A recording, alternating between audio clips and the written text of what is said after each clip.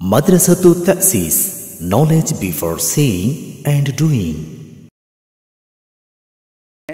এটুক বলা যায় যে যদি শায়েখ এরকম কেউ বলে তাহলে উনি কি তাহলে এটা ভুল হবে বা কিছু মানে একটু আদবের সাথে যাতে উনি জিনিসটা ক্লিয়ার করে দিতে পারে, কিন্তু একবারে নাম ধরে আপনি বলে দিবেন অমুক তো এটা বলছে বা এটা বলাটা ঠিক না।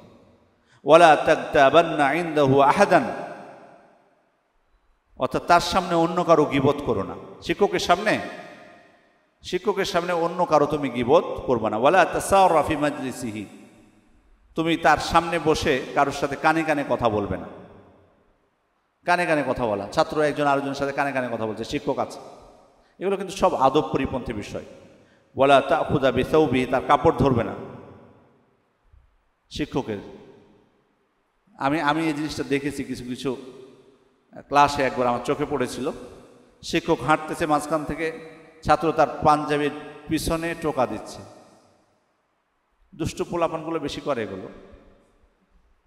ওয়ালা তুলেহা আলাইহি ইযা কাসিলা, ওনার মধ্যে যদি একটু ইয়া ভাব আসে, মানে হয়তো অলসতা বা কিছু, বা উনি হয়তো বা পড়াতে চাচ্ছে না, ওনার মধ্যে হয়তো ক্লান্তি বা এরকম, এই অবস্থাতে তাকে বল প্রয়োগ করে তার কাছ থেকে শিখতে চাওয়া বা তাকে জানতে চাওয়া, এটা যেন আমরা না করি। ধরেন এমন হয় না, এটা হতে পারে যে ধরেন আমি দেখেছি কিছু কিছু জায়গায় মানে আলোচককে বলতেছে যে আপনি 1.5 ঘন্টা আলোচনা করেন, আলোচক করতে রাজি না, উনি 1 ঘন্টার বেশি করবে না, হয়তো বা অসুস্থ বা যে কোনো কারণে হোক। এরকম এটাই বোঝাচ্ছে যে টিচারের ক্ষেত্রে যে জোরপূর্বক ওনার মধ্যে যদি কোনো কারণে যদি অলসতা চলে আসে, তাকে জোরপূর্বক জেদাজেদি না করতে আসে। ওয়ালা তাশবা মিন তুলে সুহবাতিহি, ওয়ালা তাশবা মিন তুলে সুহবাতিহি ফাইন্নামা হুয়া আলাইকা কান্নাখলা তানতাযিরু মাতা ইয়াসকুতু আলাইহা মিনহা শাই।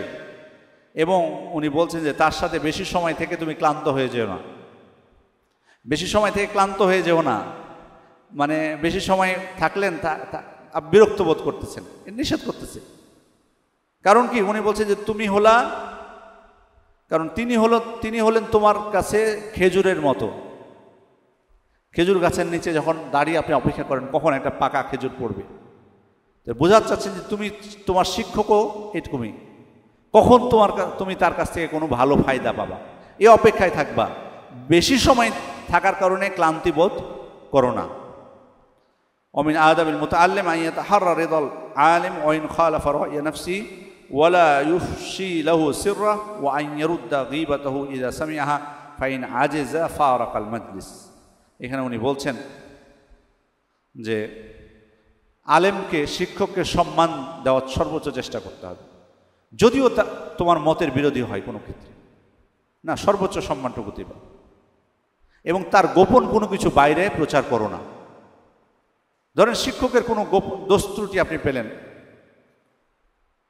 মানে পড়ায় ভালো বাট কিছু দোষ আছে, তার ত্রুটি কোনো দিক থেকে আছে, সেটা বাইরে আপনি প্রচার করবেন না শিক্ষকের বিষয়টা। এবং যদি আপনি বলছেন যে যদি তুমি দেখতে পাও যে কেউ তার গীবত করছে, তাহলে কি করবা? সে গীবত থেকে তাকে বাধা দিবা। যদি বাধা দিতে না পারো, ফারেক আল মাজলিস, ওই মজলিস থেকে তুমি উঠে চলে আসো। কতগুলো হক বলেছেন এখানে, খেয়াল করেছেন? অনেকগুলো হক কিন্তু এখানে বলেছেন শিক্ষককে সন্তুষ্ট রাখতে হবে। শিক্ষকের কোনো গোপন বিষয় বাইরে বলা যাবে না। শিক্ষকের ব্যাপারে কেউ গীবত করলে তাকে থামিয়ে দিতে হবে। যদি না থামাতে পারো, তুমি ওখান থেকে উঠে চলে আসো।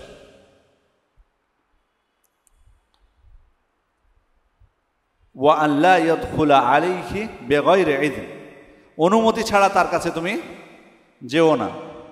আচ্ছা, আমাদের মনে হয় 1 ঘন্টা হয়েছে, 5 মিনিট আপনারা বিরতি নেন, 5 মিনিট একটু হাঁটা চলা করা বা যেভাবে হোক। ওয়া আন লা ইয়াদখুলা আলাইহি বিগাইরি ইযন, তার অনুমতি ছাড়া তার কাছে প্রবেশ না করতে, শিক্ষকের কাছে অনুমতি নিয়ে প্রবেশ করতে। তবে যদি শিক্ষক অনুমতি দিয়ে রাখে, যেমন আমরা দেখেছি মদিনায় দুইটা দরজা, তো পিছন দরজা দিয়ে অনেক টিচার বলতেন যে তোমরা এসে ঢুকে যাবা। অনুমতি নিতে গেলে ডিস্টার্ব হয় অনেক সময়, বাইরে থেকে আসে যখন টিচার পড়াচ্ছে মনোযোগ দিয়ে, একজন গেটে এসে বলছে স্যার আমি আসতে পারি, তার মানে এই যে ধারাবাহিকতা একটা থাকে, এটা নষ্ট হয়ে যায় না? ওই জন্য ওনারা বেশিরভাগই দেখতাম যে বলতো পিছন গেট দিয়ে ঢুকে যাওয়া, চুপচাপ ঢুকে যাওয়া শান্ত হয়ে, যদি অনুমতি থাকে। ওয়াইদা কানা মাআহু গায়রুহু ওয়াইদা কানা মাআহু গায়রুহু কদ্দামা আল আফদল ওয়াল আসাদ, যদি তার সাথে অন্য কেউ থাকে তাহলে সব থেকে যে তাদের মধ্যে সম্মানিত এবং বয়স্ক তাকে প্রাধান্য দিও।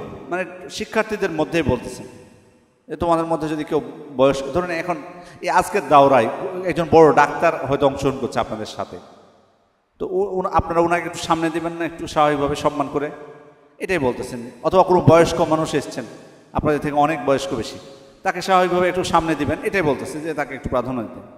وأن يدخل كامل الهيبة فارغ القلب من الشواغل متطهرا متظنفا بالسواك وقص ظفر وإزالة ريح كريهة, অর্থাৎ অন্তরটা সবসময় মানে ব্যস্ততা মুক্ত রাখতে হবে, পবিত্র অবস্থায় পরিচ্ছন্ন মেসওয়াক করে, নখ কেটে কোনো খারাপ বিশ্রী গন্ধ থাকলে সেটা দূর করে, ওয়ায়ুসাল্লিমু আলাল হাযিরিন বিসাউতিন ইসমাহু, এরপর এসে যারা উপস্থিত তাদেরকে সালাম দেওয়া, ওয়া ইয়াখুসু শেখ বিজিয়াদাতি ইকরাম, বিশেষ করে শিক্ষককে একটু বেশি সম্মান করা, ওয়া কাযালিকা ইউসাল্লিমু ইযা ইনসারাফা, এই শিক্ষকের কাছ থেকে যখন বিদায় নিবা তখন আবার সালাম দিয়ে বিদায় নিবা। ওয়ালা ইয়াতাখাত্তা রিকাবান নাস, কারো ঘাট টপকে বা ডিঙিয়ে যাওয়া যাবে না সামনের দিকে। এটা তো জুমার দিনের ক্ষেত্রে মসজিদেও নিষেধ, তাই না? দার্সের ক্ষেত্রে উনি বলছেন যে কাউকে ডিঙিয়ে না যাওয়া, এটা ঠিক না। ওয়াইজলিসু হাইসু ইনতাহা বিহিল মাজলিস, মাজলিসে সবাই বসে আছে, যেখানে শেষ হয়েছে তুমি সেখানে যেয়ে বসো, কাউকে উপেক্ষা করে কাউকে টপকে যাবে না।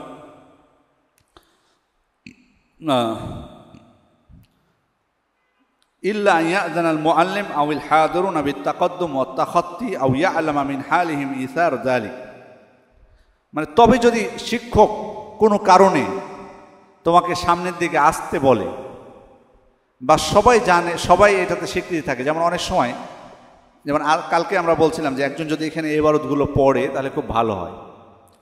ধরুন সব স্টুডেন্ট জানে যে ওই ছেলেটা ভালো ইবারত পড়তে পারে আরবি, সে হয়তো প্রতিদিনই পড়ে, ওই দিন হয়তো দেরি হয়ে গেছে, তো ও যখন ক্লাসে আসবে শিক্ষক চাইতে পারে কি যে তুমি সামনের দিকে চলে আসো, যেহেতু তুমি পড়বা।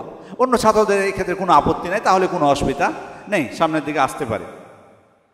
ওয়ালা ইউকিমু আহাদান মিন মাজলিসিহি ফাইন আথারাহু গায়রুহু বিমাজলিসিন লাম ইয়াখুদ ইল্লা ইয়াকুনা ফি যালিকা মাসলাহা লিল হাদিরিন, উনি বলছেন যে কাউকে তার স্থান থেকে উঠাবে না, কাউকে তার স্থান থেকে উঠাবে না, যেখানে যে আছে সেখানে বসে থাকবে।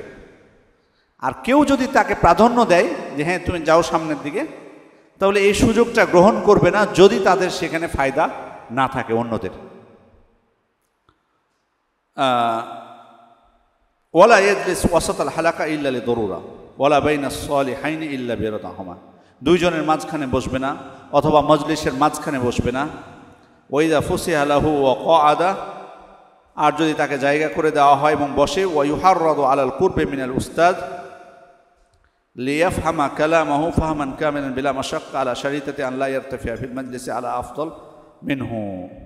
এখানে উনি বলছেন যে যদি তাকে জায়গা করে দেওয়া হয়, বলা হয় যে সেখানে বসো, তাহলে উস্তাদের নিকটে বসতে পারে, যাতে সে শিক্ষকের কথা পরিপূর্ণভাবে বুঝে। তবে এই শর্তে,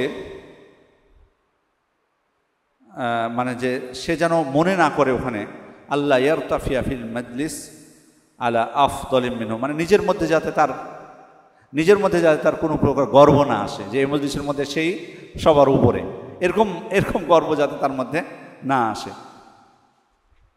ওয়া ইয়াতাআদ্দাবা মা রিফকাতিহি ওয়া হাদিরিল মাজলিস, তার যারা সঙ্গী সাথী আছে তাদের সাথে যাতে ভদ্র শিষ্টাচার বজায় রাখে, সুন্দর আচরণ করে। ফাইন তাআদ্দাবাহু মাআহুম তাআদ্দুব মাআল উস্তাদ ওয়া ইহতিরাম লিমাজলিসি ওয়ায়াকউদুহু কি'দাতাল মুতাআল্লিমিন।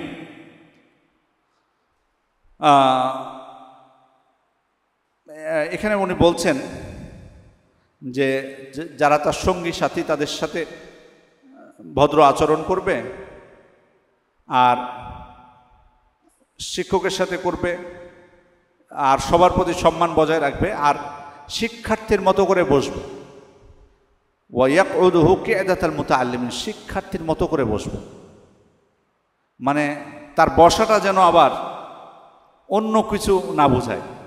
আছে না একটা বসার সব ক্ষেত্রে, আপনি চেয়ারে বসবেন তখন এক বসা, যখন নিচে বসে যখন পড়ি তখন একভাবে বসা, মানে শিক্ষার্থীর মতো যাতে হয় বসাটা, যাতে শিক্ষার্থীর বসাটা শিক্ষকের মতো না হয়ে যায়, এরকম যাতে না হয়, শিক্ষার্থীর মতো করে বসবে। ওয়ালা ইয়াদহাক ওয়ালা ইয়াকসুরুল কালাম বিলা হাজা, হাসবে না এবং বিনা কারণে বেশি কথা বলবে না।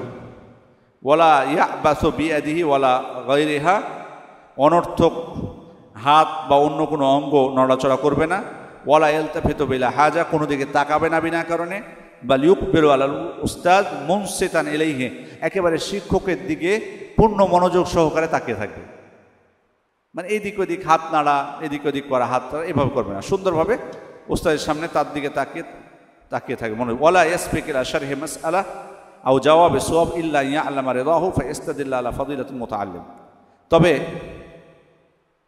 মানে যদি শিক্ষক মানে ধরুন কোনো একটা মাসআলা আসলো, তো শিক্ষকের আগে বলতে শুরু করলো, অথবা কোনো স্টুডেন্ট প্রশ্ন করলো শিক্ষককে, কোনো স্টুডেন্ট শিক্ষককে প্রশ্ন করেছে যে স্যার এটা করা যাবে কিনা, বা এটার উত্তর কি, তো উনি বলছেন কোনো ছাত্রর উচিত না শিক্ষকের আগে জবাব দিয়ে দেওয়া। শিক্ষককে যেহেতু প্রশ্ন করেছে শিক্ষকই জবাব দেবে। হ্যাঁ, যদি আবার শিক্ষকের পক্ষ থেকে অনুমতি থাকে যে কোনো কেউ প্রশ্ন করলে তোমাদের যদি জানা থাকে তোমরা উত্তর দিতে পারো আমার আগে, কোনো অসুবিধা নেই, তাহলে সেটা ভিন্ন বিষয়। কিন্তু একজন ছাত্র শিক্ষককে জিজ্ঞেস করছে কোনো মাসালা, আর আরেকজন ছাত্র সেটার উত্তর দিয়ে দিবে শিক্ষকের কথা বলার আগে, এটা কি? এটা আদব শিষ্টাচার বহির্ভূত কাজ।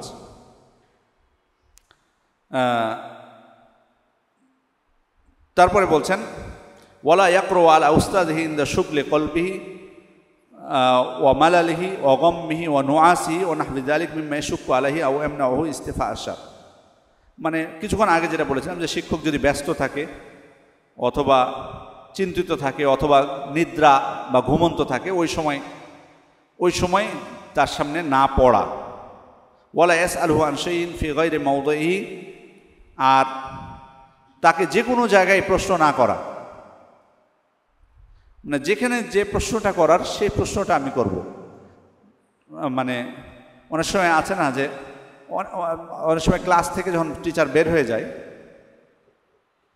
তখন হয়তো অনেকে ছাত্ররা যে তাকে প্রশ্ন করে, এরকম হয়, অসুবিধা নেই এটার ক্ষেত্রে।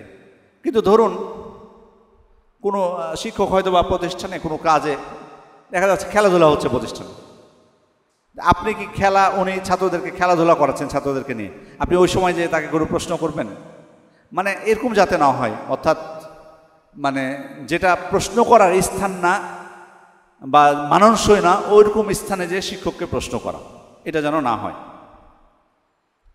ওয়ালা ইউলিহু ফিস সুআল ইলহাহান মুজররান, মানে এমন প্রশ্ন না করা যেটাতে উনি রাগান্বিত হতে পারেন। উনি হয়তো প্রশ্ন চাচ্ছেন না বা আপনাকে ওই প্রশ্নের উত্তর দিতে চাচ্ছে না, কিন্তু আপনার বারবার রিপিট করছেন প্রশ্ন, তাহলে এক্ষেত্রে উনি কি ক্ষুব্ধ হবে না, রাগান্বিত হবে? ওটা করা যাবে না। ওয়ায়াক্তানিমু সুআলাহু ইনদা তিবি নাফসি ওয়া ফারাগি, উনাকে প্রশ্ন করতে হবে যখন উনি একেবারে তিনি মানে কি বলবো সেটা, মানে হয়তোবা একাই থাকবেন এক জায়গায়, অথবা ওনার কোনো ব্যস্ততা থাকবে না, খালি থাকবেন, ওই সময়টা তাকে প্রশ্ন করা। ওয়ায়াতালাত্তাফু ফি সুআলি ওয়া ইউহসিনু খিতাবাহু, প্রশ্ন করার সময় খুব সুন্দরভাবে তাকে প্রশ্ন করতে হবে, সুন্দরভাবে।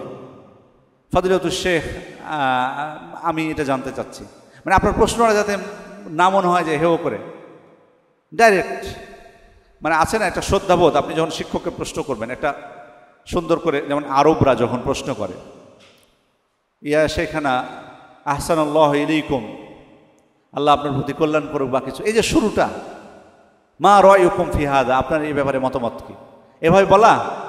আর বলবেন ইয়া শেখ মা হুকমু কাদা, শেখ এটার হুকুম কি, মানে এমনভাবে বললেন মানে ভদ্রতা নেই। এটাই বলছেন উনি যে প্রশ্ন করার সময় সুন্দরভাবে ভাষাটা যাতে সুন্দর হয় তাকে এইভাবে করা। ওয়ালা ইয়াস্তাহি মিনাস সুআল আম্মা উশকিলা ইলাইহি বাল ইয়াস্তাউদিহু আকমালা ইস্তিদাহিন, তবে কোনো প্রকার যাতে লজ্জাবোধ না করে, যেটা আগে বলে এসেছেন, লজ্জা করা যাবে না। কারণ লজ্জা করলে কি হবে, আপনি যদি আপনার মুখকে মলিন করেন লজ্জাবশত, আপনার ইলমটাও ওরকম মলিন হয়ে যাবে, মানে কমে যাবে। ওয়াইদা ক্বালা লাহুল উস্তাদ ফাহিমতা ফালা ইয়াকুল নাম হাত্তা ইয়াত্তাদিহা লাহুল মাকসুদ ইদাহান জালিয়া, শিক্ষক যদি তাকে জিজ্ঞেস করে তুমি বুঝেছো, তাহলে ও বলবে যে হ্যাঁ, যদিও বাস্তবে বুঝে থাকে। তাহলে লি আল্লাহ ইয়াকযিব ওয়া ইয়াফুতাহুল ফাহম, সে মিথ্যা বলবে না। কারণ যদি মিথ্যা বলে তাহলে সে আর বুঝতে পারবে। শিক্ষককে ধরুন পড়া বুঝাই দিল, পড়া বুঝাই দেওয়ার পর জিজ্ঞেস করলো যে বুঝেছো কিনা, তখন ও না বুঝেনি কিন্তু বলল কি বুঝেছি, তাহলে দুইটা ক্ষতি এখানে। কি দুইটা ক্ষতি বলেন? একটা মিথ্যা বলার ক্ষতি, আর একটা না বুঝার ক্ষতি।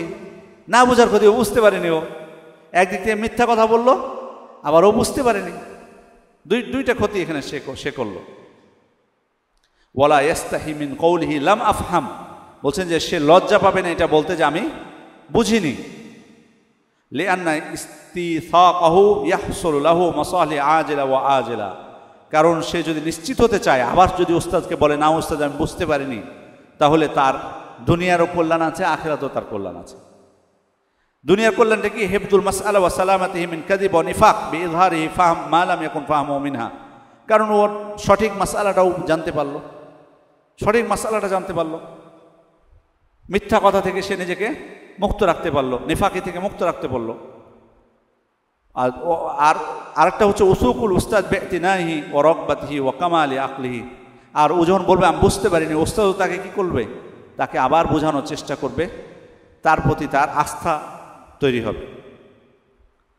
অমিনাল আজিলা, আর আখিরাতের যে উপকার সেটা হচ্ছে সুবুতুস সাওয়াব ফি কলবিহি দাইমান ওয়া তিয়াদিহি হাযিহি তরিকা আল মারদিয়া ওয়াল আখলাক আর রাদিয়া, কারণ যখন সত্য কথা বলবে এটাতে সওয়াব পাবে না, এর দ্বারা সত্য কথার মাধ্যমে সওয়াব পাবে, এবং সঠিক জিনিসটা সে, সঠিক বুঝটা সে ধারণ করতে পারবে, যেটা থেকে তারা পরবর্তীতে উপকৃত হবে।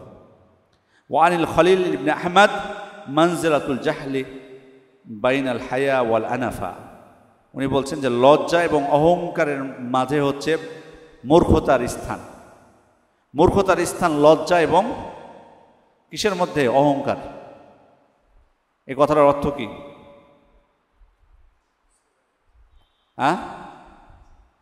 লজ্জা মানে মূর্খতার স্থান হচ্ছে লজ্জা এবং অহংকারের মধ্যে।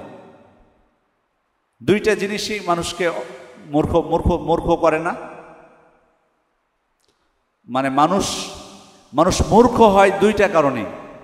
লজ্জার কারণে হতে পারে, লজ্জা করে জিজ্ঞেস করলো না, আর অহংকার করে। অহংকারী মানুষ যখন অহংকারী হয় তখন কিন্তু আরেকজনের কাছ থেকে সে শিখতে পারে না। এই জ্ঞানের ইমাম শাফির মতে আল ইলমু আরবাআতু আরবা বলেছেন উনি। মানুষ যখন প্রথম পর্যায়ে জ্ঞান অর্জন করতে শুরু করে তখন সে মনে করে যে সে সব শিখে ফেলেছে। সে প্রথম পর্যায়ে মনে করে যে আমি অনেক কিছু জানি। এই জানিটা বলে যদি সে অহংকার চলে আসে তার মধ্যে, তাহলে কিন্তু সারা জীবন সে মূর্খ থেকে যায়, কারণ ও তো প্রথমেই ছিল। কিন্তু যদি ওখানে না থেমে যায়, বলে যে আরও শিখবো, আরও কিছু শেখার পর ওর মনে হয়, শেখার প্রতি ওর আগ্রহ আরও সৃষ্টি হয়, তখন তার মনে হয় যে না আমাকে আরও শিখতে হবে। দ্বিতীয় স্টেপে এসে তারপর যখন আরও শিখতে থাকে, তৃতীয় স্টেপে যে তার মনে হয়, তৃতীয় স্টেপে যেতে তার মনে হয় যে আমি যেটুক জেনেছি সেটুকুর তুলনায় না জানার সংখ্যাটাই বেশি।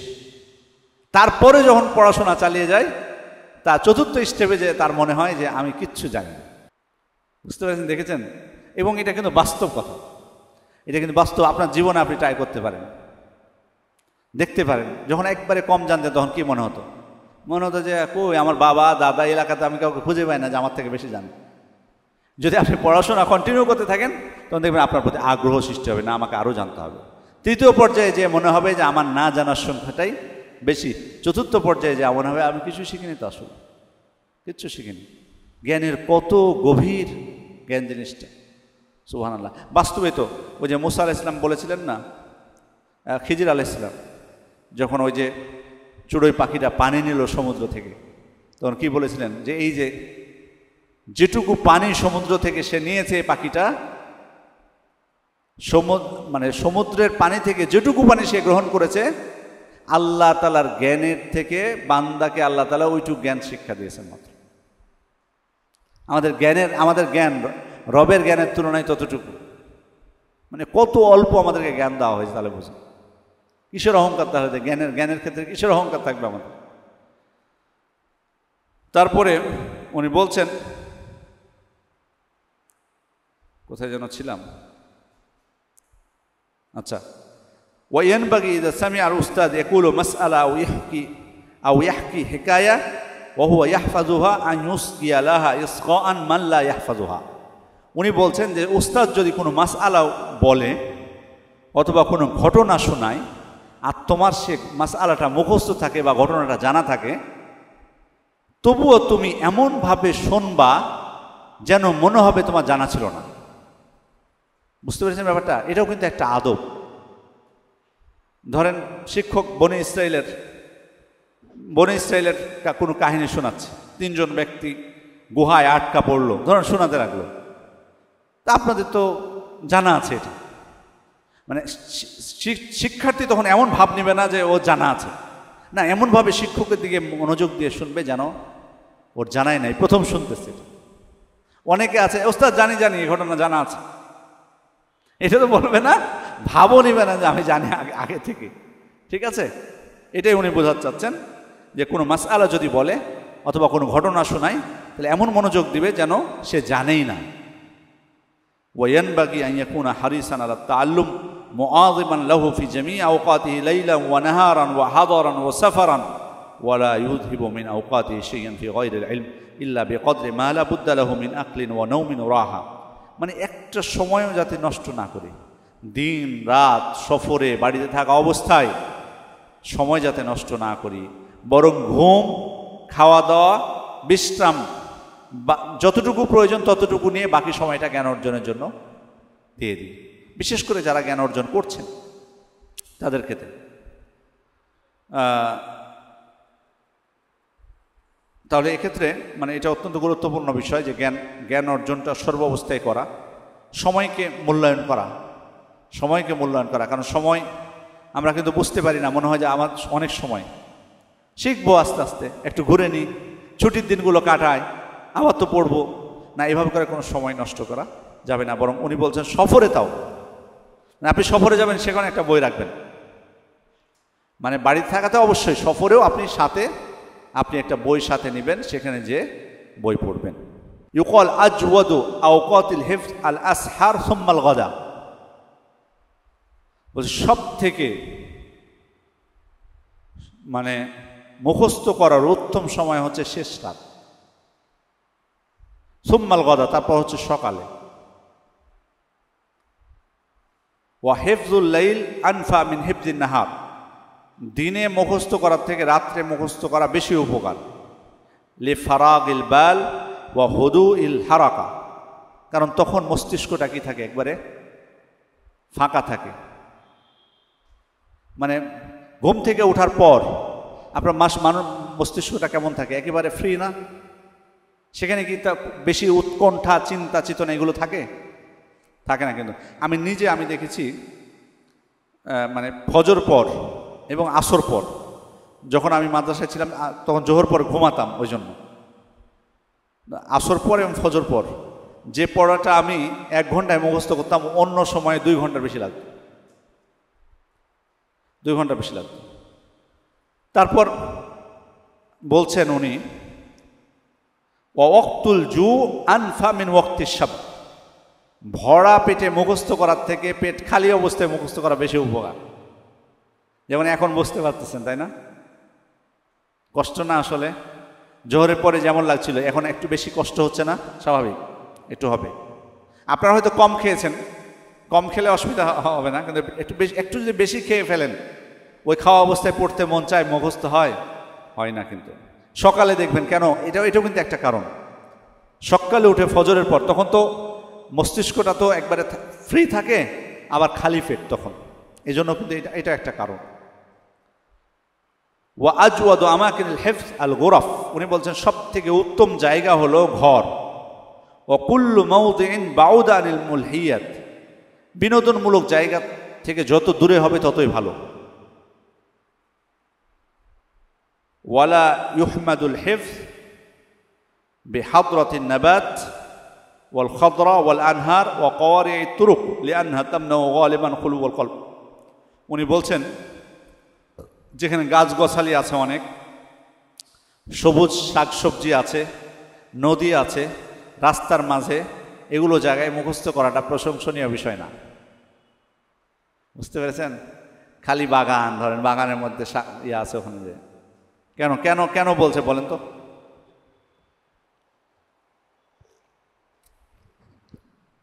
কেন কেন নিষেধ করতেছে? হ্যাঁ, মানে একবারে সবুজ গাছপালার মধ্যখানে বসলেন আপনি, চারিদিকে গাছ আছে, মনোযোগ অন্যদিকে চলে যাবে। এই জন্য সালাফদের কেউ কেউ বলতেন, এখানে মনে হয় আছে হয়তোবা, যে তুমি মানে করবে, মানে এমন জায়গায় পড়তে বসবে যেমন এরকম জায়গায় নয়, মানে এখানে চেয়ার নিয়ে এদিকে মুখ করে বসবে, এটা না, বরং এই যে এখানে চেয়ার নিয়ে এদিকে মুখ করে বসবেন, এটা ওনারা বলে, মানে তোমার সামনে যাতে কাউ কিছু না দেখতে পাও। এটা সামনে বসলে আপনি অনেক কিছু দেখতে পারেন, এই বাড়ির দিকে আপনার চোখ যাবে, বাসার দিকে, কোন দিকে গাছপালার দিকে যাবে, এখান থেকে হয়তো বিমান উড়ে যাবে, একটা পাখি যাবে, কত কি রাস্তার মানুষ যাবে, সব দিকে আপনার মনোযোগ দিতে পারেন। ওই জন্য রাস্তাঘাটে, ওই জন্য ওইসব জায়গায় উনি বলেছেন যে এগুলো নিষেধ, মানে প্রশংসনীয় না। আপনি এত সহজে পড়া মুখস্থ করতে পারেন, মনোযোগ দিতে পারবেন না, বিভিন্ন ধরনের সমস্যা আসবে। মেঘ দেখবেন আপনি আকাশে, এই জন্য করতে হবে কি, দেয়ালকে সামনে যাতে কোনো দিকে আপনি না তাকান। এই জন্য উনি ঘরকে সব থেকে উত্তম বলেছেন। এবং আরেকটা বিষয় ওলামা ইকরাম বলেন, সেটা হলো যে মানে আপনি যদি করেন, মানে কি বলে, মানে কি বলে এটাকে, জগিং করেন অথবা তো জগিং করলে কি আসলে মানে আমাদের শরীরটা ঠিক থাকে না, নাকি জগিং করার কারণে আমাদের মানে কি কমে যায়, নাকি মাংস কমে যায়, বা স্বাস্থ্য কি খারাপ হয়, আরো ভালো হয় কি না? জগিং করতেছি, শরীরের উপর কিন্তু চাপ পড়ে, কিন্তু তারপরও আমার ভালো হয় না শরীরের। মুখস্থর ব্যাপারটা উনি বলছেন যে তুমি যত বেশি মুখস্থ করবা, তোমার মুখস্থ শক্তি ততই বাড়বে। আপনি যেমন জগিং করলে, অনুশীলন করলে, ব্যায়াম করলে আপনার শরীরের সক্ষমতা, শক্তি বাড়ে, তেমনিভাবে যত আপনি মুখস্থ করবেন, বিদ্যুৎ গেছে, যত আপনি মুখস্থ করবেন তত আপনার কি হবে, মুখস্থ শক্তি বাড়বে। ওই জন্য আপনার একটা বিষয় খেয়াল করবেন, যারা হাফেজ হয় কোরআনের, ছোটবেলায় যারা কোরআন হেফজ করে, ওদের মুখস্থ শক্তিটা অন্যদের থেকে বেশি আপনি দেখতে পাবেন, ক্লাসটা তার অন্যদের থেকে বেশি। এই জন্য যত বেশি আপনি মুখস্থ করার চেষ্টা করবেন, তত বেশি আপনার মুখস্থের দরজা মানে খুলে দেবেন। এটা বলা ভুল যে যত বেশি মুখস্থ করবো ভুলবো তত না, আপনার আরও বেশি মুখস্থ শক্তি বৃদ্ধি পাবে। এই ব্যায়ামের মতো অনেকটা। ওয়াইদা জাফাহুল উস্তাদ রজা ইলাইহি বিল ইতিজার ওয়া আযহারা নাদামাহু ওয়া খাতাহু ফাযালিকা আনফাউ লাহু দীনান ওয়া দুনিয়া ওয়া আবকা লিকলবিহি ক্বালু মান লাম ইয়াসবির আলা যুল্লি তাআল্লুম বাকিয়া দাহরাহু ফি আমায়াতিল জাহল। উনি বলছেন যে কোনো কারণে উস্তাদ যদি তার উপর রেগে যায়, কঠিন হয়, তাহলে উস্তাদের কাছে একটু ওজর পেশ করবে, বলবে না আমার ভুল হয়েছে, ভুলটা স্বীকার করে নেবে, এবং সে যে অনুতপ্ত এটা প্রকাশ করবে। এটা তার জন্য দুনিয়া এবং দিনের জন্য সব দিক থেকে তার জন্য কি উপকারী। কারণ একটা কথায় আছে, যদি কেউ মানে জ্ঞান অর্জনের ক্ষেত্রে লাঞ্ছনার ক্ষেত্রে ধৈর্য ধারণ করতে না পারে, সারা জীবন সে ভ্রষ্টই থেকে যায়। ধরুন, মানে আমি উদাহরণস্বরূপ বলছি, এরকম আমি এমন মানুষকে চিনি যে স্কুলে মারছিল তাকে, এইটার উপর ভিত্তি করে স্কুল বাদ দিয়ে দিয়েছে, যে আর পড়াশোনাই করেনি, মানে শিক্ষককে মারছে তাই আর পড়াশোনাই করেনি, সে স্কুলে যায়নি, আর ওই কাজকর্ম করে খায়। তো হতে পারে যে শিক্ষক অনেক সময় হতে পারে অন্যায়ভাবে আপনাকে মারলো, এটা হতে পারে না? তার মারাটা উচিত হয়নি, আপনাকে অন্যায়ভাবে মারছে, কিন্তু আপনাকে একটু সহ্য করে নিতে হবে। আপনাকে অমানবিক কিছু যদি করে ফেলে সেটা আপনি পরে হয়তো বা সেটা বিচার দিতে পারেন, অভিযোগ করতে পারেন, সেটা ভিন্ন বিষয়। কিন্তু হালকা হয়তো অন্যায়, শিক্ষকের অনেক সময় অন্যায় হতে পারে, কিন্তু এগুলোতে আমাদেরকে ধৈর্য ধারণ করে নিতে হবে। অমিন আদাবিহি আল হেলম ওলানা, ধৈর্য ধারণ করা। ও আন্তাকুনা হিম্মাতাহু আলিয়া, তার আকাঙ্ক্ষা যাতে উচ্চ হয়। ফালা ইউরদি বিল ইয়াসির মিন ইমকানিল কাসির, যদি বেশি নেওয়ার সক্ষমতা থাকে তাহলে অল্পতে যাতে তুষ্ট না হয়। আপনার সুযোগ আছে বেশি গ্রহণ করার, সুযোগ পাচ্ছে, আপনি অল্পতে কেন তুষ্ট হবেন? ওয়া আল্লা ইউসাউবিফা ফি ইশতিগালিহি ওয়ালা ইউআখিরু তাহসিলা ফায়দাতিন ওয়া ইন ক্বাল্লাত ইযা তামাক্কানা মিনহা, এবং সে মানে তাসওয়িফ করবে না, পরে করব। এই তাসওয়িফটা কিন্তু খুব খারাপ জিনিস, পরে করা। সৌফা থেকে তাসওয়িফ মানে পরে করব, আমি মানে এখন থাক, আছে না অনেক ক্ষেত্রে কিন্তু আমরা এই জিনিসটা করি। পড়াশোনা বলেন, কোনো উপকারী কাজ বলেন, পরে করব। এই পরেটা, এটা কিন্তু শয়তানের একটা কৌশল। শেষে দেখবেন অনেক কিছু হয় না, সব কিছু পরে, এই বই পড়া দরকার পরে, ওইটা করা পরে, কিছু হয় না, শেষে যে দেখবেন। তো এটা যেন তাসওয়িফ আমরা না করি, আর যদি যে কোনো সময় ফায়দাটা নেওয়া সুবিধা হয় এটা যেন দেরি না করি। এবং উনি এখানে আরেকটা বিষয় ব্যাখ্যা করেছেন শেখ মুতলাক আল জাসের এই বিষয়গুলোর উপর, সেটা হলো যে যেমন উনি বলছেন যে কোনো বিষয় যদি আপনার ধরুন মানে অনেক সময়ের প্রয়োজন হয়, যেমন ধরেন আপনার হাতে 2 দিন সময় আছে, আর কোনো একটা বই যদি ভালোভাবে পড়তে চান তাহলে হয়তো 1 সপ্তাহ সময় লাগবে। তো উনি বলছেন যে তুমি 2 দিনই পড়ে ফেলো বইটা, খুব দ্রুত একটু, এই 2 দিনটা তুমি নষ্ট করো না, কারণ তুমি হয়তো 10 দিনে হলে পূর্ণ ফায়দাটা পেতা, এখন তুমি 10 দিন পাচ্ছ না, 2 দিন পেয়েছো, 50% তো পাবা উপকার, বা 40% তো পাবা। এখন এটাকে বলিও না যে যেহেতু মাত্র 2 দিন আর পড়বোই না, থাক, লাভ কি, ভালো করে তো পড়া হবে না, এরকম যেন না হয়। মানে যতটুকু পাচ্ছ ততটুকু উপকার তুমি নিয়ে নাও।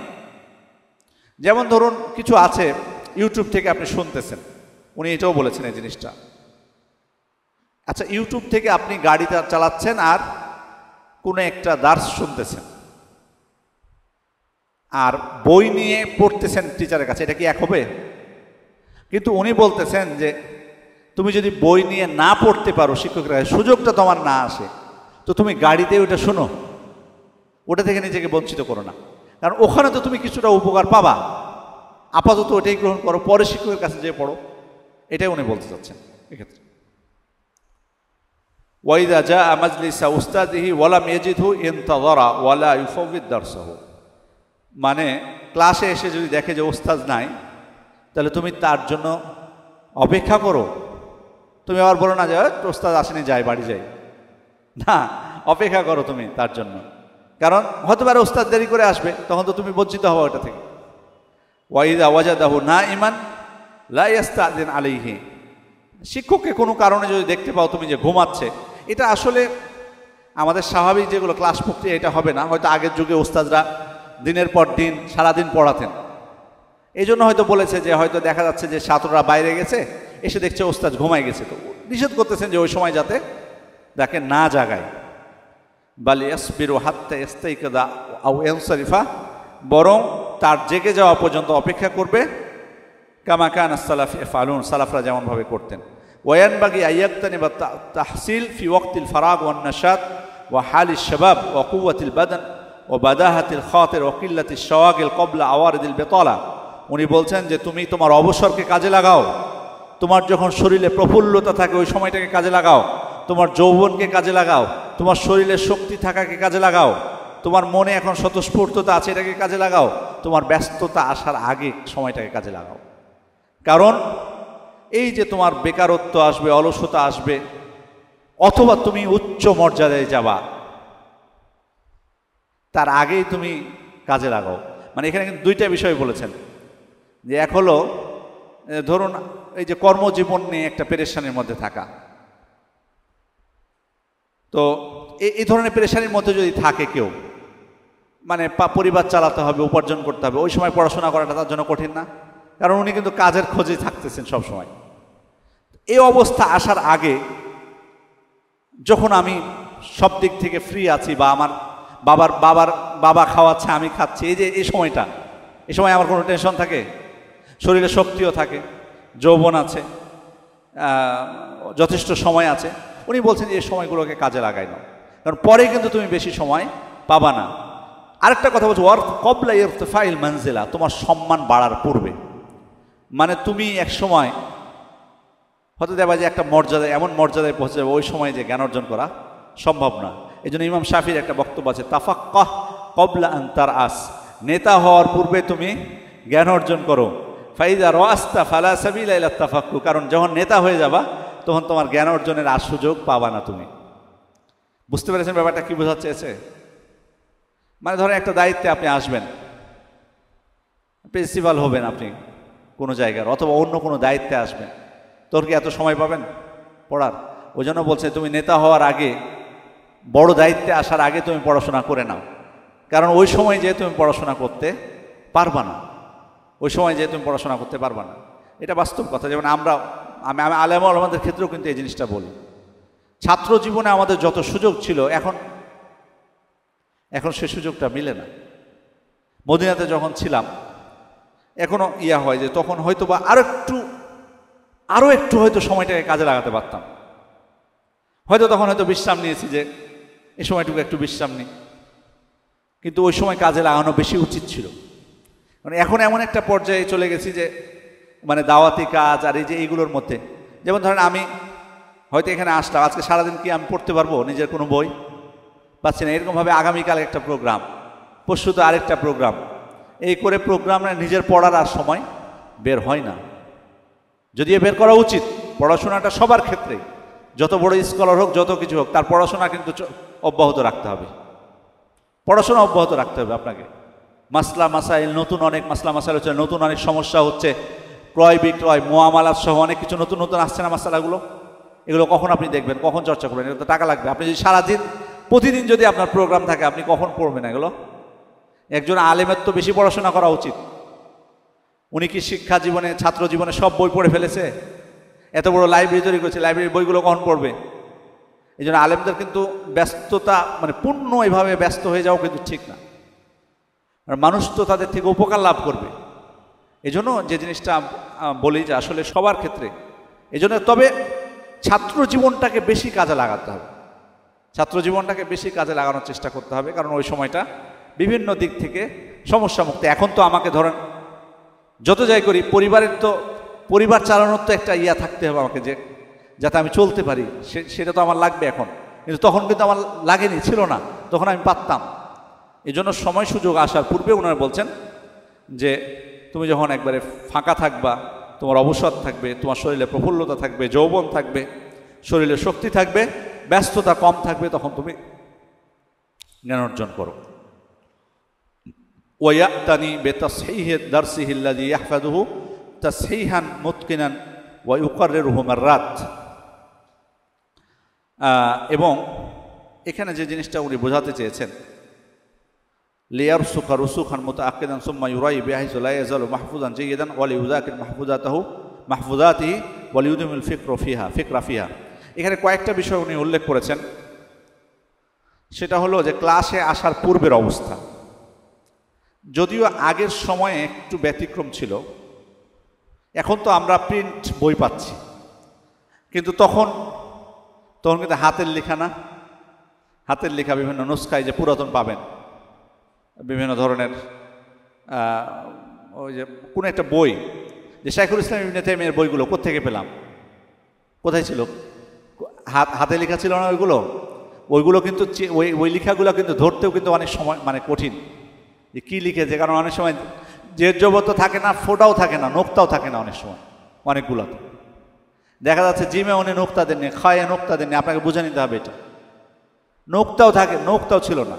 এই যে নুসখাগুলো উনি বলছেন যে ক্লাসে আসার আগে ভালোভাবে পড়ে নিতে, যদি কোনো ভুল থাকে কোনো নুসখায় তাহলে ওটা ঠিক করে নিতে, এবং ওই পড়াটা মুখস্থ করে নিতে, যে পড়াটা ক্লাসে শিক্ষক পড়াবে, এবং বোঝার চেষ্টা করতে ক্লাসে আসার আগে। কয়েকটা বিষয় উনি বলছেন।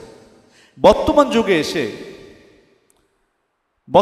এসে আমরা এটা বলতে পারি যে প্রথমটা তো প্রয়োজন নাই, কিন্তু দ্বিতীয়টা, আপনি এখানে ক্লাসে আগামীকাল শিক্ষক যে পড়াটা পড়বে সেই পড়াটা আমরা একবার রিডিং কমপক্ষে পড়ার চেষ্টা করব, বোঝার চেষ্টা করব আমার সাধ্য মতো। বুঝতে পেরেছি? কালকে যে শিক্ষক যে পড়াটা পড়াবে সেটা আমি আজকে নিজে নিজে কি করব, সেটাকে বোঝার চেষ্টা করব এবং পারলে মুখস্থ করে ফেলব। তাহলে কি হবে, আগামীকাল যখন আমি ক্লাসে আসব আমি তো জানি যে কোন জায়গাটা আমি বুঝতে পারিনি, ঠিক না? তখন আমি আরও বেশি সতর্ক থাকবো না শিক্ষকের সামনে ওই জায়গাটার বিষয়ে। যেটা আপনি বুঝে নিয়েছেন সেটা তো বুঝে নিয়েছেন, যেটা আপনি বুঝতে পারেননি সেটা কিন্তু আপনি সচেতন থাকবেন যে শিক্ষক কখন বলছে এটা, তখন সেটার দিকে আপনার খেয়াল থাকবে, মনোযোগ থাকবে। তখন সম্পূর্ণ দার্সটা বুঝতে আবার সহজ হলো না। যদি আপনি আগে না পড়ে থাকেন তাহলে ক্লাসে এসে বসে থেকে আপনি হয়তো অনেক জিনিস আপনি বুঝতে পারবেন না, কিন্তু আগের দিন পড়া থাকলে এটা ভালো। এই জন্য আমরা যারা শিক্ষক আছি তারা শিক্ষার্থীদেরকে এই বিষয়ে উদ্বুদ্ধ করব যে ওই দিনের পড়াটা আগের দিন যাতে সে পড়ে আসে এবং মুখস্থ করে আসে, তাহলে তার জন্য বোঝাটা খুব সহজ হয়। وينبغي أن يبدأ من دروسه وفي الحفظ والتكرار والمطالعة بالأهم فالأهم، وأول ما يبتدئ به حفظ القرآن العزيز فهو أهم العلوم، وكان السلف لا يعلمنا الحديث والفقه إلا لمن حفظ القرآن। উনি এখানে বলেছেন যে সবথেকে গুরুত্বপূর্ণ যেটা সেটা পড়তে হবে, তবে কোরআন মুখস্থ দিয়ে শুরু করতে হবে। শরীয়তের জ্ঞান অর্জন উনি বলেছেন কোরআন মুখস্থ দিয়ে শুরু করতে, এবং বলতেন সালাফরা কাউকে হাদিস বা ফিকহ শিক্ষা দিতেন না যতক্ষণ না সে কোরআন হিফজ করত। কোরআন হিফজ না করলে তাকে হাদিস বা ফিকা পড়াতেন না। ওয়াইদা হাফিজাহু ফালিয়াহযার মিনাল ইশতিগাল আনহু বিল হাদিস ওয়াল ফিকহ ওয়া গায়রিহিমা ইশতিগালান ইউদ্দি ইলা নিসয়ান শাইইন মিনহু আও তা'রিদিহি লিন নিসয়ান ওয়া বা'দা হিফজিল কুরআন ইয়াহফাযু মিন কুল্লি ফান্নিন মুখতাসারান ওয়া ইয়াবদাউ বিল আহাম ওয়া মিন আহাম্মিহা আল হাদিস ওয়াল উসুল ওয়ান নাহউ সুম্মা আল বাকি। এখানে উনি বোঝাতে চেয়েছেন যে কোরআন মুখস্থ করলেন আপনি, কিন্তু কোরআন মুখস্থ করার পর আবার কোরআনকে ছেড়ে দেওয়া যাবে না, বরং কোরআনের চর্চাটা যাতে থাকে সেজন্য এর সাথে আনুষঙ্গিক যে জ্ঞানগুলো সেগুলো অর্জন করতে হবে। তারপর আপনি হাদিস ফিকহ এগুলো এক এক করে আপনি শিক্ষা অর্জন করবেন। তাহলে এটা কিন্তু বোঝা যাচ্ছে যে কোরআনটাকে গুরুত্ব দেওয়া দরকার। আমরা যারা সন্তানদেরকে আলেম বানাতে চাই সেক্ষেত্রে কিন্তু এটা অত্যন্ত গুরুত্বপূর্ণ বিষয়। কি সেটা? সন্তানরা যাতে কোরআনটা মুখস্থ করে। আর অনেকেই আমরা কোরআন মুখস্থ করাচ্ছি বাচ্চাদেরকে, কিন্তু মুখস্থ করার পর এমন প্রতিষ্ঠানে দিয়ে দিই যে আর কোরআনের সাথে তার সম্পর্ক থাকে না। এটা করে তাহলে কিন্তু কোনো লাভ হলো না, এটা করে কোনো লাভ হলো না। তাহলে আপনার যদি বাস্তবে আলেম বানানোর ইচ্ছা থাকে তাহলে তাকে কোরআন মুখস্থ করিয়ে কোরআনটা যাতে তার মুখস্থ থাকে এমন প্রতিষ্ঠানে তাকে দিতে হবে যাতে তার চর্চাটা থাকে, তাহলে সেটা ওই হিফজটা আপনার কাজে লাগবে। সৌদি আরবে এমন কোনো আলেম নেই যে হাফেজ না কোরআন। আমাদের দেশে আপনি পাবেন এরকম ভরি ভরি যে কোরআনে হাফেজ না কিন্তু উনি আলেম। এই জন্য ওনারা কিন্তু অনেকটা, ওনাদের কাছে এই জিনিসটা অকল্পনীয় যে কোরআনের হাফেজ না কিন্তু বড় আলেম। ওনারা মনে করেন যে এটা হওয়াটা সম্ভব না। আসলে বাস্তবেই কারণ হচ্ছে কি, জ্ঞান জিনিসটা, শরীয়তের জ্ঞান আসলে প্রথম তো কোরআনের বিষয়টাই। তা আপনি যদি বড় আলেম হন তাহলে তো কোরআনের উপর আপনার দখল থাকতে হবে। কিছু আয়াত ভুললেন সেটা আলাদা বিষয়, কিন্তু দখল তো থাকতে হবে। দলিল দেবেন কীভাবে আপনি কোরআনের আয়াত মুখস্থ না করলে? এটা গুরুত্বপূর্ণ। কোরআনের আয়াতও মুখস্থ করতে হবে, হাদিসও আপনাকে মুখস্থ করতে হবে। কোরআনটা তো আগে, হাদিসের আগেই শুরু করেছেন তারা, কোরআন মুখস্থ করেছেন, কোরআন চর্চা করেছেন। তো যাই হোক, তারা এটাকে প্রাধান্য দিয়েছেন। এরপরে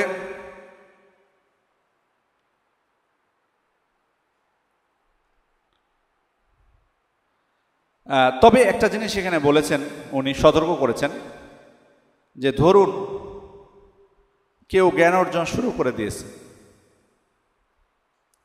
জ্ঞান অর্জন শুরু করার পর আপনি তাকে বললেন যে কোরআন মুখস্থ করাটা আগে জরুরি ছিল, তাহলে কি সে এই আবার জ্ঞান অর্জন ছেড়ে কোরআন মুখস্থ শুরু করে দিবে?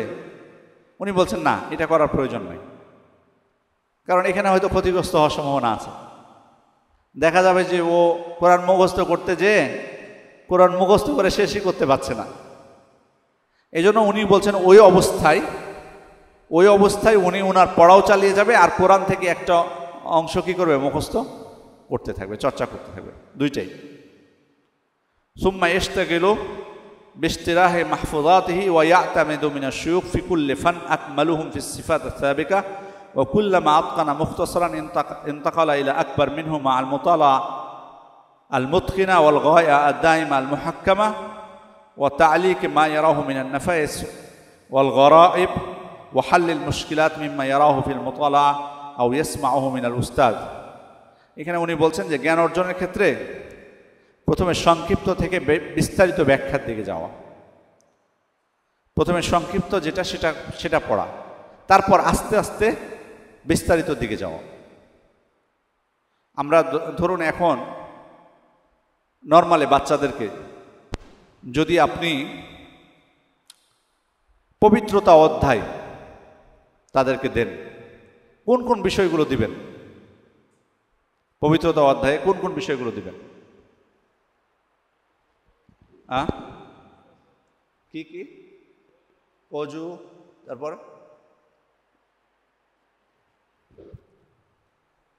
অজু, তারপরে ওয়াশরুম, শৌচকার্যর বিধিবিধান, এই তো। আচ্ছা, পরের স্টেপ বা তারপরের স্টেপ বা ইন্টার লেভেলের একজন যে, তাকে কি আপনি হবু ওই জিনিসই দিবেন? আরও বিস্তারিত আসবে না তাদের ক্ষেত্রে? তখন আসবে গোসল কী কী কারণে ফরজ হয়, মেয়েদের পবিত্রতার ক্ষেত্রে পিরিয়ড থেকে কীভাবে পবিত্র হবে, অনেক বিস্তারিত বিষয় আসবে না তখন?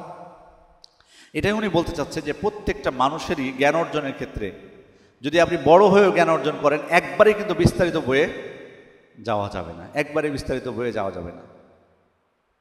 বরং কিছু প্রথমে হবেন আপনি যেখানে কোনো খেলাফ নাই, মতভেদ নাই, এমন একটা বিষয় নেবেন যেখানে কোনো মতভেদ নাই। ওই যে একবার বলছিলাম না কিছুক্ষণ আগে, যে সালাত শিক্ষার ক্ষেত্রে, সালাত শিক্ষার আপনি একবার প্রথমবার জানতে চাচ্ছেন কীভাবে বিশুদ্ধভাবে সালাত পড়বো, তখন সংক্ষিপ্ত একটা বই পড়লেন। এরপর আর একটু বিস্তারিত চাচ্ছি দলিল আদিল্লা সহ, তখন আরেকটা বিস্তারিত বই কিনলেন। আপনি আরেকটু চাচ্ছেন যে যারা ভুল আমল করে তাদেরকে কিভাবে আমি সংশোধন করব, তখন আরেকটা বিস্তারিত বই নিলেন। বুঝতে পারছেন? এভাবে আমার ধারাবাহিকতাটা যাতে রক্ষা পায়। কি কষ্ট হচ্ছে আপনাদের? গরমটা বেশি হয়েছে না? বিদ্যুৎ চলে গেছিল, ওই জন্য মনে হয় গরম বেশি হয়েছে। এসি কি চলতেছে আসলে? কারেন্ট ছিল না জন্য এখন চলতেছে। কিন্তু আমি বুঝতে পারছি না যে আসলে আজকে বুঝতে পারিনি যে এসি চলতেছে। আপনারা বুঝতে পেরেছেন? ওয়ালা ইয়াহতাকিরান্না ফাইদা ইয়ারাহা ওয়া ইয়াসমাউহা ফি আইয়ি ফান্নিন কানাত বাল ইউবাদিরু ইলা কিতাবাতিহা সুম্মা ইউয়াযিবু আলা মুতালাআতি মা কাতাবাহু। কোনো ফায়দা বা কোনো জ্ঞানকে আপনি কোনো ফায়দা, যে কোনো প্রকার ফায়দা বা কোনো জ্ঞানকে আপনি ছোট মনে করবেন না, হেয় করবেন। মানে যেটাই জানতে পারবেন সেটা আপনি লিখে রাখবেন, সাথে সাথে লিখে নাও।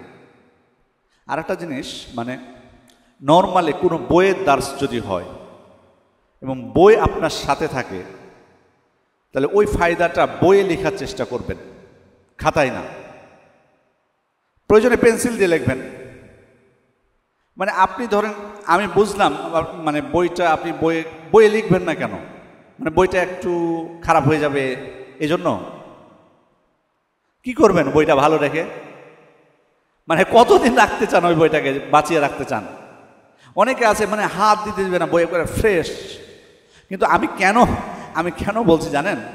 এই খাতায় লিখবেন তো বই রেখে, এই খাতার গুণে আপনি 10 বছর পরে এই খাতা আপনি খুঁজে পাবেন, কিন্তু বইটা কিন্তু আপনার থাকবে, বইটা থাকবে।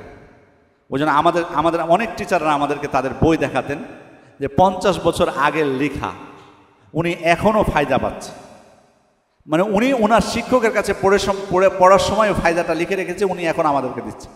সুবহানাল্লাহ। ওই জন্য সরাসরি যদি বই থাকে, আজকে হয়তো বই নাই আপনাদের কাছে, কিন্তু যদি বই থাকে যে বইয়ে লিখবেন সরাসরি ডাইরেক্ট। হ্যাঁ, অবশ্যই সৌন্দর্য বজায় রাখবেন, একেবারে এলোমেলো কাটাকুটি করে শেষ করে দিতে বলছি না, সৌন্দর্য বজায় রাখবেন, কিন্তু মায়া করবেন না বই লিখতে। এবার ওইটাই আপনার থাকবে, আরেকদিন যদি আপনি পড়েন তখন ওই ফায়দাটা আপনার চোখে পড়বে যে এটা আমি লিখেছিলাম, কিন্তু খাতাটা কিন্তু থাকে না সাধারণত। ওয়ালিয়াতানি বিকুল্লি দুরুস ওয়া ইউআল্লিকু আলাইহা মা আমকান ফাইন আজিজা ইয়াতানা বিল আহাম ওয়া ইয়ানবাগি আন ইউরশিদা রিফকাতাহু ওয়া গায়রাহুম মিনাত তালাবা ইলা মাওয়াতিনিল ইশতিগাল আল ফায়দা ওয়া ইউযাক্কিরু লাহুম ওয়া ইয়াযকুরু লাহুম মাস্তাফাদা আলা জিহাতিন নাসিহা ওয়াল মুযাকারা। এবং উনি মানে প্রত্যেকটা দার্সকে গুরুত্ব দিতে বলছেন, কমপক্ষে প্রত্যেকটা জিনিস যদি তার পক্ষে সম্ভব না হয় নোট করে রাখা, তাহলে সব থেকে যেটা গুরুত্বপূর্ণ সেটাকেই নোট করে রাখবেন। আর উনি বলছেন যে অন্য ছাত্রদেরকেও তিনি নসিহত করবেন, তার যারা বন্ধু আছে ক্লাসে অন্যরা আছে তাদেরকে বলা উৎসাহ দেওয়া যে শিক্ষকের পড়াটা যাতে তারাও লিখে রাখে বা পড়াশোনা করে। এটা অত্যন্ত গুরুত্বপূর্ণ বিষয় না হয়। এখানে উনি যেটা বোঝাতে চেয়েছেন, স্বার্থপর হয়ে না তুমি, মানে আমাদের অনেকের একটা থাকে, এখানে উনি উল্লেখ করেছেন যে কেউ চায় যে মানে শুধুমাত্র সেই ফায়দাটা পেয়েছে এরকম থাকতে, মানে অন্যরা উপকার যাতে না পায়, অন্যরা যাতে না পায়, ও মন থেকে চায় যে অন্যরা না শিখুক। মানে উনি শুধু শিক্ষা অর্জন করেছে, উনি শুধু এই সার্টিফিকেটটা পাইছে। ধরেন শুনতে পেল যে অমুক জায়গায় একটা কোর্স হবে, অমুক বড় ব্যক্তি আসবে, এ বই পড়ানো হবে, একটা সার্টিফিকেট দেওয়া হবে, তো উনি কাউকে জানাচ্ছে না। উনি যদি অন্যদেরকে জানাতো তাহলে অন্যরাও কিন্তু কি হতো, উপকৃত হতো। উনি চাচ্ছে যে উনি গর্ব করে বলবে যে আমি একমাত্র এই ক্লাসের ছাত্র যে এই সার্টিফিকেটটা লাভ করেছি। এটা আসলে খুব মানে এটা স্বার্থপরতা, এর মাধ্যমে আসলে মানুষের বরকত হয় না। যারা এরকম করে গোপন রাখতে চায় তাদের বরকত হয় না, বরং এই জন্য ওলামা ইকরাম বলছেন বরকত বরং তুমি তোমার ভাইকে নসিহত করলা, তার উপকার করলা, তার জানালা, এর মধ্যেই তোমার জীবনে বরকত আসবে। তুমি মনে করতেছো যে এটা নিয়ে তোমার গৌরব হবে, তোমাকে মানুষ ভিন্ন কিছু ভাববে, না, দেখবে যে কিছুই হবে না তোমার এটা নিয়ে। وثمرة ذلك قال الإمام النووي إثر ما تقدم فإذا فعل ما ذكرناه وتكملت أهليته واشتهرت فضيلته اشتغل بالتصنيف وجد في الجمع والتأليف محققا كل ما يذكره مبينا في نقله واستنباطه متحريا إيضاح العبارات وبيان المشكلات متجنبا العبارات والرقيقات والأدلة والواهيات مستوعبا معظم أحكام ذلك الفن غير مخل بشيء من أصولها منبها على القواعد فبذلك تظهر له الحقائق وتنكشف المشكلات ويطلع على الغوامض وحل المعضلات ويعرف مذاهب العلماء والراجح من المرجوح ويرتفع عن الجمود على محض التقليد ويلتحق بالأئمة المجتهدين أو يقاربهم إن وفقه الله بالله التوفيق। এখানে উনি যে কথাগুলো বললেন এগুলো কথা আগেও আমরা উল্লেখ করেছি, কিছু ইঙ্গিত দিয়েছিলাম যে মানে যখন উনি পাকাপোক্ত হয়ে যাবেন জ্ঞানের দিক থেকে শিক্ষা অর্জনের ক্ষেত্রে, তখন উনি সেগুলোকে লিখে রাখবেন, লিখার দিকে মনোযোগী হবেন। আগে বলেছিলেন যে লিখা, তবে লিখার অর্থ এটা না যে আপনি কি করবেন, লেখা প্রকাশ করবেন, এটা অর্থ না, বরং লিখে রাখবেন। এটা লিখতে গেলে হবে কি, আপনার তখন আরও বেশি গবেষণার প্রয়োজন হবে। তখন আপনার এই বিদ্যাটা যেটা আপনি শিখেছেন এবং যেটা লিখে রাখলেন সেটা আরও শক্তিশালী হবে আপনার মধ্যে। এই জন্য লেখার প্রতি গুরুত্ব দিয়েছেন যে লিখতে গেলে তখন সূক্ষ্ম যে বিষয়গুলো, সমস্যাগুলো, জটিলতাগুলো ছিল পড়ার মধ্যে, সবগুলো আমার কাছে কি হবে, স্পষ্ট হবে। কোনো যদি দুর্বল হাদিস থেকে থাকে সেটা আমার কাছে সহিটা আমি সেখান থেকে যাচাই করতে পারবো, দুর্বলটা আমি সেখান থেকে যাচাই করতে পারবো। আদাবুন ইশতারাকু ফিহাল আলিম ওয়াল মুতাআল্লিম। এবার উনি কিছু আদব বলছেন যেখানে আলেম এবং মানে শিক্ষক এবং শিক্ষার্থী উভয়েরই দরকার। তিনি বলছেন কি, ইয়ানবাগি লিকুল্লি মিনহুমা আল্লা ইউখিল্লা বিওয়াজিফাতিহি লিউরুদি মারাদিন খফিফ ওয়া নাহবিহি মিম্মা ইউমকিনু মাআহুল ইশতিগাল। উনি বলছেন প্রত্যেকের জন্য, সেটা শিক্ষার্থী হোক আর শিক্ষক হোক, শিক্ষার্থী হোক আর শিক্ষক হোক, উভয়েরই কর্তব্য হলো যে সামান্য কোনো কারণে, সামান্য অসুস্থতার কারণে নিজেদের দায়িত্ব সেটা যেন অবহেলা না করি। ধরেন আপনার একটু সর্দি কাশি হয়েছে, তোমরা আজকে যাবো না আমি প্রতিষ্ঠান, অথবা আপনি শিক্ষা অর্জন করছেন, আপনার একটু অসুস্থতা বোধ করছেন, না যাব না। মানে যদি জটিল পরিস্থিতি হয় যে আপনি উঠে দাঁড়াতে পারছেন না, এটা ভিন্ন বিষয়। বাট দেখা যাবে সব কাজই করছেন, বাজার যাচ্ছেন, খেলাধুলা করছেন, পড়ার ক্ষেত্রে এসে বলছেন যে আমি অসুস্থ। এটা যেন না হয়। সামান্য কারণে আমি যাতে কি করি, মানে এই আমার যে দায়িত্বটা সেটা পড়ানো হোক বা নিজে পড়া হোক, কাউকে পড়ানো হোক বা নিজে কাউকে শেখানো হোক অথবা নিজে শেখা হোক, এটা যেন আমি অবহেলা না করি। ওয়া আল্লা ইয়াসআলা আহাদান তাআন্নুতান ওয়া তাআজ্জুজান, আর আমি যেন এমন প্রশ্ন না করি কাউকে ঠেকানোর জন্য প্রশ্ন। শিক্ষার্থী আপনি হয়েছেন বা শিক্ষক যেটাই হোক না কেন, শিক্ষককে আপনি মানে এমন প্রশ্ন রেডি করলেন যে শিক্ষক যাতে আপনার প্রশ্ন উত্তর দিতে না পারে, বা মুফতি সাহেবকে ঠেকানোর জন্য আপনি প্রশ্ন করবেন বা তার জ্ঞান পরীক্ষা করতে চাইবেন না, এটা করা যাবে না। এটা করাটা আদব শিষ্টাচার বিরোধী কাজ। প্রশ্ন রেডি করা, কঠিন প্রশ্ন করার চেষ্টা করা, কেন, কি কারণে? প্রশ্ন অনর্থক, প্রথমত হলো অনর্থক প্রশ্ন করা যাবে না। সালাফরা এই জিনিসটাকে খুব মানে ঘৃণা করতেন। তাদেরকে জিজ্ঞেস করেছে যে, যেমন সম্ভবত ইমাম আহমদের ক্ষেত্রে মনে হয়, ওনাকে একজন জিজ্ঞেস করেছিলেন যে সবজির পানি দিয়ে ওযু করা যাবে কিনা, সবজির পানি দিয়ে ওযু করা যাবে কিনা। তখন ইমাম আহমদ ওনাকে বলছে যে আপনি যখন মসজিদে প্রবেশ করেছেন তখন কি দোয়া পাঠ করেছেন, তার বলতে পারে না। বুঝতে পেরেছেন যে তুমি এই জিনিসটাই জানো না, উদ্ভট প্রশ্ন কেন করো? যেটা কার্যকর, যেটা তোমার জীবনে প্রয়োজন এমন প্রশ্ন করো, অপ্রয়োজনীয় কেন প্রশ্ন? তো এরকম আসলে অনর্থক কোনো প্রশ্ন যাতে না হয়। দ্বিতীয়ত হচ্ছে ঠেকানোর জন্য যাতে না হয়, জ্ঞান পরীক্ষার জন্য না। কেন আপনি জ্ঞান পরীক্ষা করতে যাবেন? প্রয়োজন নাই তো। কারণ আপনার যদি মনে উদ্দেশ্য হয় যে প্রমাণ করবেন সবার সামনে যে উনি জানে না, আপনি বেশি জানতা, দরকার নাই। আপনি আগে স্বীকৃতি নিয়ে নেন আপনি বেশি জানেন, কিন্তু এই ধরনের প্রশ্ন করা উচিত না। এটা আদব শিষ্টাচার বিরোধী কাজ। ওয়া আন ইয়াতানিয়া বিতাহসিলিল কুতুব শিরাআন ওয়া ইস্তিআরাতান, উনি বলছেন যে বই সংগ্রহ করা, সেটা ক্রয় করে হোক বা ধার করে হলেও, নিজে কিনবেন অথবা পড়ার জন্য কারো কাছ থেকে ধার করে নিয়ে আসবেন। ওয়ালা ইস্তাগিলা বিনাসখিহি আও ইস্তিনসাখিহি ইযা কানা নাফিসান, যদি দামি কোনো বই হয় যেটা আপনি পড়তে পাচ্ছেন না, তাহলে লিখে নেন ওইটা থেকে, অথবা ফটোকপি করে নেন যদি অনুমতি থাকে। ওয়াল ইয়াতানি বিতাসিহি ওয়ালা ইয়ারতাদিল ইস্তিআরা মা ইমকান তাহসিলিহি, যদি আপনার কেনার সামর্থ্য থাকে বই, তাহলে আপনার উচিত নয় ধার করে নিয়ে আসা। এটা গুরুত্বপূর্ণ পয়েন্ট। কিন্তু কিনবেন অথবা ধার করে নিয়ে আসবেন বই পড়ার জন্য।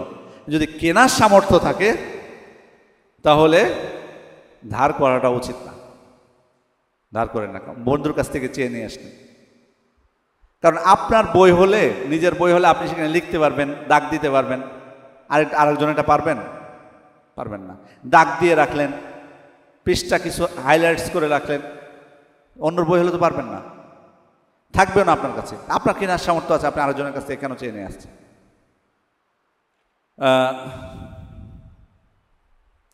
দ্বিতীয়ত হলো, মানে আরেকটা কারণে নিষেধ করেছেন ওলামা ইকরাম, যে হতে পারে বইটা নষ্ট হয়ে যেতে পারে, কোনো কারণে হয়তো নষ্ট হয়ে গেল, তো আরেকজনের বই এসে নষ্ট করে দিলেন আপনি। হতে পারে যে আপনি কিনে দিবেন তাকে, কিন্তু ওখানে হয়তো গুরুত্বপূর্ণ তার কিছু নোট ছিল। এই জন্য নিজে বই কিনা, নিজে পারলে নিজে বই কিনতে হবে। ফাইন ইস্তাআরাহু লাম ইউবতি বিহি, যদি কারো কাছ থেকে বই ধার করে নিয়ে আসে তাহলে যেন ওকে ফেরত দিতে দেরি না করে। অনেকে বলে যে 1 সপ্তাহের জন্য বই নিব, 1 সপ্তাহের জন্য নিয়ে এসে 1 বছরের কোনো খবর নেই। এরকম আছে বই ধার নিয়ে অনেক ভাইরা। এই জন্য কিন্তু অনেক দেখবেন যে অনেকে বই দিতে চায় না। এই কারণে মানুষ আমানত দান না, তো সমস্যা এটা, আমানত দান বই নেয় ঠিকই, কিন্তু এখন যদি মানে ও যদি নিয়ে নিজের কাছে নিয়ে রেখে দিবে এ নিয়তে নেয়, তাহলে তো আপনাকে দিবে না, আসলে আপনাকে তো দিবে না, আসলে রেখেই দিবে এভাবে। এই জন্য উনি বলছেন যে লাম ইউক্তিলি আল্লাহ ইয়াফুত আল ইনতিফা বিহি আলা সাইবি, কারণ উনি ওনার বই নিজেই সেটা থেকে উনি উপকৃত হবেন, কিন্তু আপনি সেটা নিয়ে রেখে দিচ্ছেন। ওয়ালা ইয়াকসাল আন তাহসিলিল ফায়দা মিনহু ওয়ালা ইয়ামতানি মিন ইয়ারাতিহি গায়রুহু, তবে কেউ আপনার কাছে যদি বই চায় ধার, আপনি কৃপণতা করবেন না, তাকে ধার দিবেন। কারণ ধার দিলে কি হবে? ধার দিলে আপনি তাকে ইলম অর্জনে সহায়তা করলেন, আবার ধার দেওয়ার যে ফজিলত সেটাও আপনি লাভ পাবেন। রুবিয়া আন্না রাজুলান ক্বালা লি আবিল আতাহিয়া আইন্নি কিতাবাক, আবুল আতাহিয়াকে একজন ব্যক্তি বললেন যে তোমার বইটা আমাকে ধার দাও। তখন উনি বলছেন ইন্নি আক্রাহু যালিক, আমি এটা অপছন্দ করি, মানে আমি কাউকে ধার দিই না। তখন ওনাকে বলা হয় আমা আলিমতা আন্নাল মাকারিম মাওসুলাতুন বিল মাকারিহ, আপনি কি জানেন না উত্তম কাজের সাথে অপছন্দনীয় কাজ জড়িত থাকে। মানে যে কোনো একটা ভালো কাজ যদি আপনি করতে চান, তাহলে কিছু আপনার অপছন্দনীয় অনেক কিছু আপনাকে সহ্য করতে হয়, সেটাই উনি ওনাকে বুঝিয়েছেন। তারপরে ওনার কথা শুনে উনি ওনাকে ধার দিলেন। তারপরে বলছেন ওয়ায়ুস্তাহাব্বু শুকরুল আয়ের লিহসানিহি, আপনাকে কেউ যদি বই ধার দেয় তাহলে তার শুকরিয়া জ্ঞাপন করবেন। ওয়ালিয়াহদার মিনাল ইবতাই বিহা আন আরবাবিহা, দেরি করবেন না তাকে ফেরত দিতে। ক্বালা যুহরি ইয়াকা ওয়া গুলুলিল কুতুব, তুমি ধোকা, বইয়ের ক্ষেত্রে ধোকা থেকে বিরত থাকো, মানে বই আত্মসাৎ থেকে, বই আত্মসাৎ করা, ওই যে ধার নেওয়ার নাম করে, এই জন্য উনি সতর্ক করছেন। অনেকে মনে করে, কেউ কেউ আছে যে মানে ধার করে বই নিয়ে এসে নিজে রেখে দিলে এটা স্বভাবের কাজ, বুঝতে পারলেন? মানে জ্ঞান অর্জনের জন্য আমি নিয়ে এসেছি, আমি তো ভালো কাজের জন্য নিয়ে এসেছি, স্বভাবের কাজ। বই চুরি করাও জায়েজ ওই অনেকের মতে।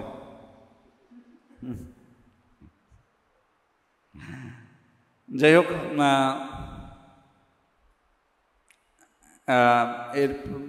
এরপরে উনি খাতেমা, সর্বশেষ উপসংহার নিয়ে আসছেন। হাদিহি নুবযা মিন আদাবিল মুদাররিস ওয়াদ দারিস আবিল মুআল্লিম ওয়াল মুতাআল্লিম, এই আদবগুলো শিক্ষক, শিক্ষার্থী, শিক্ষক, ছাত্র সবার জন্য আমি সংক্ষিপ্তভাবে একত্রিত করেছি। উনি বলছেন ওয়াকাদ ওয়ারাদতু ইহইয়া মা ক্বালাহুল আইম্মাল মুতাকদ্দিমুন ফি হাযা ওয়া তাতরিয়াতি যিকরিহি, আমি চেয়েছি যে পূর্বের ইমামগণ, আলেমগণ যেগুলো একত্রিত করেছেন, যা বর্ণনা করেছেন, সেগুলোকে তোমাদের জন্য বর্ণনা দিতে, যাতে তোমাদের জন্য ফায়দা হয় এবং নসিহত হয়।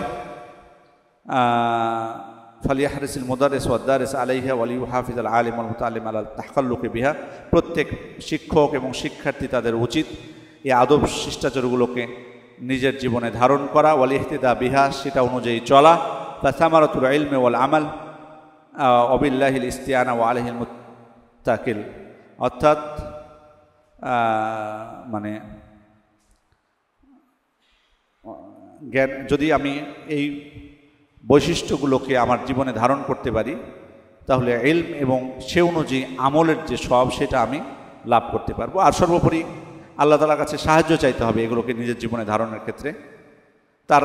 তার উপরেই ভরসা করতে হবে, আল্লাহ তাআলার উপরে ভরসা করে তার কাছে সাহায্য করতে হবে। এর মাধ্যমে আমরা আজকের কিতাব আদাবুদ দারিস ওয়াল মুদাররিস কিতাবটা সংক্ষিপ্ত হবে সেটা আমরা পড়া শেষ করলাম, আলহামদুলিল্লাহ।